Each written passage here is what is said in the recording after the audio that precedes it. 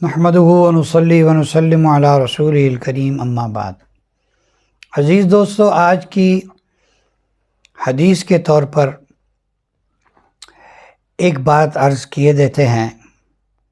حدیث میں نبی کریم صلی اللہ علیہ وسلم نے معاشرتی طور پر ہمیں مضبوط رہنے کے لیے، معاشرتی طور پر ہمیں مستحکم بنانے کے لیے، معاشرتی طور پر ہمیں خوش باش رہنے کے لیے اس معاشرتی اصول بتائے ہیں۔ اگر عزیز دوستو ہم ان اصولوں کو نہیں لیں گے تو یقین کریں ہمارے معاشرے میں ایسے ہی ٹوٹ پھوٹ رہے گی جیسے کہ اب ہے، بلکہ اس سے بھی بڑھے گی۔ آج دیکھ لیں ہم کیسے ٹوٹ پھوٹ کا شکار ہے، خاندانی طور پر، مسلکی طور پر۔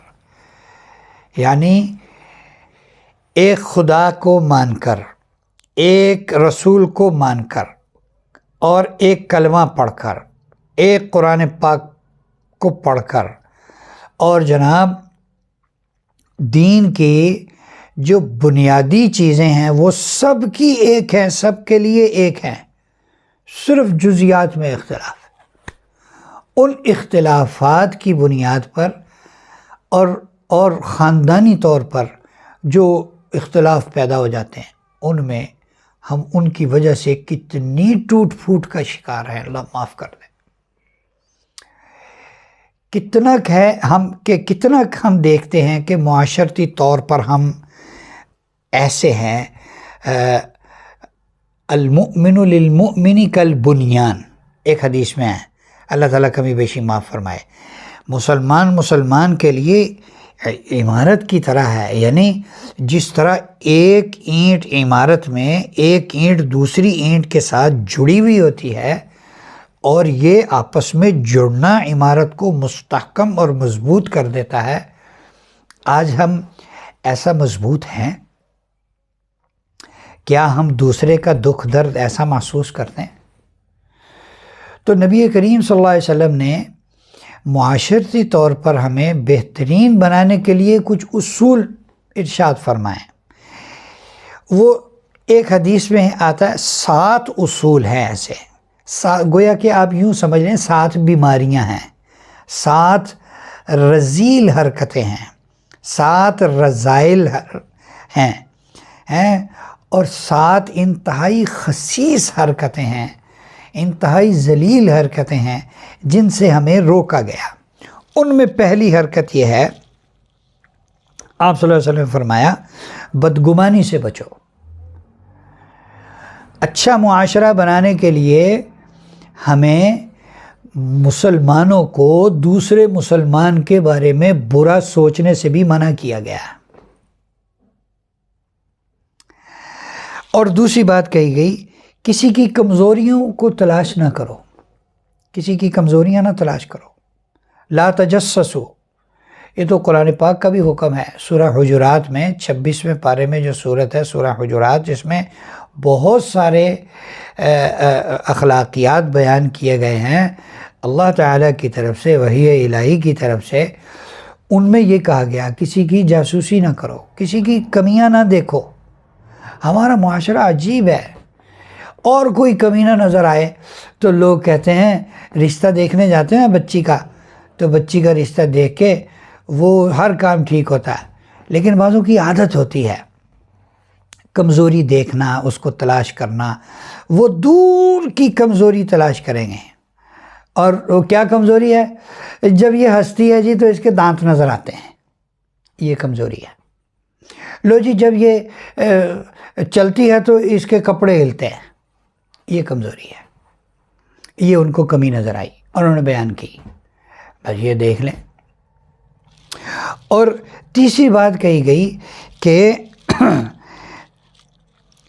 جاسوسی نہ کرو، جاسوسی نہ کرو۔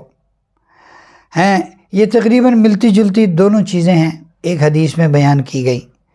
اور چوتھا کہا گیا ایک دوسرے پر بے جا بڑھنے کی ہوس نہ کرو۔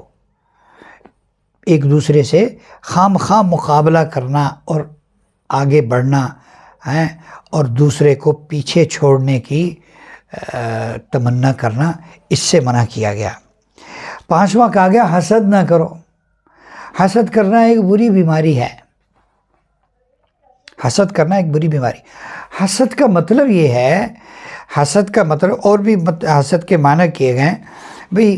حسد کا معنی یہ ہے کہ کسی پر نعمت دیکھ کے اس کی نعمت کو ضائع ہونے کی تمنا کرنا کہ اس سے یہ نعمت چھن جائے۔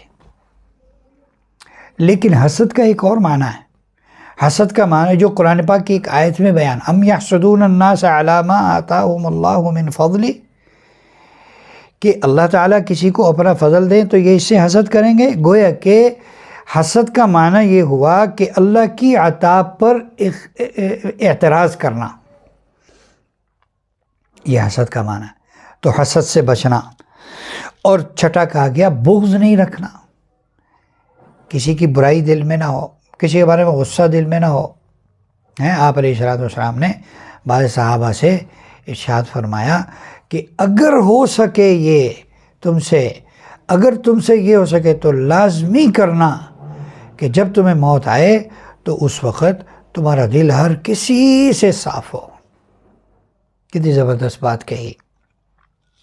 اور ساتھ میں کہا ایک دوسرے کی غیبت نہ کیا کرو، پیٹھ پیچھے برائی کرنا۔ آپ صحابہ اکرام نے جب آپ علیہ السلام نے صحابہ کے سامنے غیبت کی برائی بیان کی، غیبت کی حقیقت بیان فرمائی اور غیبت کی برائی کی شدت بیان فرمائی، تو صحابہ اکرام نے عرض کیا اللہ کے رسول، اگر جو ہم بات بیان کر رہے ہیں، جس کی بات بیان کر رہے ہیں اس میں وہ بات ہو، پھر آپ نے پھر ہی تو غیبت ہے، پھر ہی تو غیبت ہے۔ اگر وہ بات جو تم بیان کر رہے ہو وہ اس کے اندر نہیں ہے تمہارے بھائی میں، تو پھر تو وہ بہتان ہوا، پھر تو وہ بہتان ہوا۔ تو غیبت سے بچنا، غیبت سے بچنا، یہ 7 باتیں ان سے بچنے کا کہا گیا۔ ایک بات کے بارے میں کہا گیا، وہ بات اختیار کرو، وہ اچھی صفت اختیار کرو۔ وہ کیا ہے؟ کونوا عباد اللہ اخوانا، اللہ کے بندو بھائی بھائی بن کے رہا کرو، بھائی بھائی بن کے رہا کرو۔ جیسے ایک بھائی دوسرے بھائی کا خیال کرتا ہے، بڑا چھوٹے کا، چھوٹا بڑے کا، ایسے ایک دوسرے کا خیال کیا کرو۔ آپس میں تمہاری محبتیں ایسی ہوں جیسے 2 بھائیوں میں ہیں۔ جب بھائی بھائی بن کے رہو گے تو تمہارا معاشرہ مضبوط اور مستحکم، پیار محبت والا ہو جائے گا۔ اللہ ہمیں ان باتوں پر عمل کی توفیق نصیب فرمائے۔